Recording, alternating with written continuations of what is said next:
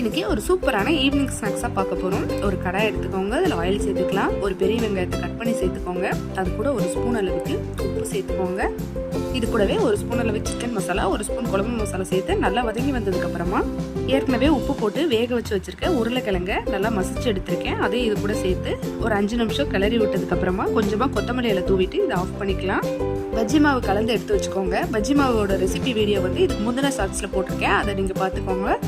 இப்போது நம்ம ஒரு பிரெட் எடுத்துக்கலாம். அந்த பிரெட்டில் நம்ம செஞ்சு வச்ச உருளைக்கிழங்க இதே மாதிரி ஸ்டஃப் பண்ணிவிட்டு மேலே ஒரு பிரெட்டை வச்சுட்டு இந்த மாதிரி இதை ட்ரையாங்கிள் ஷேப்புக்கு கட் பண்ணி எடுத்துக்கோங்க. இதே மாதிரி எல்லாத்தையும் சேர்த்து வச்சுட்டு இதை நம்ம ஏற்கனவே செஞ்சு வச்சுருக்கேன் அந்த பஜ்ஜி மாவில் முக்கி இப்போ இதை அப்படியே போட்டு எண்ணெயில் போட்டு பொரிச்சு எடுத்துடலாம்.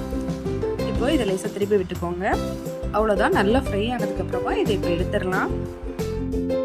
அவ்வளோதான், நம்மளோட ரொம்பவே சூப்பரான ஈவினிங் ஸ்நாக்ஸ் ரெடி ஆகிட்டு. நீங்களும் இதை ட்ரை பண்ணி பாருங்கள், ரொம்பவே டேஸ்டியாக இருக்கும். தேங்க்யூ.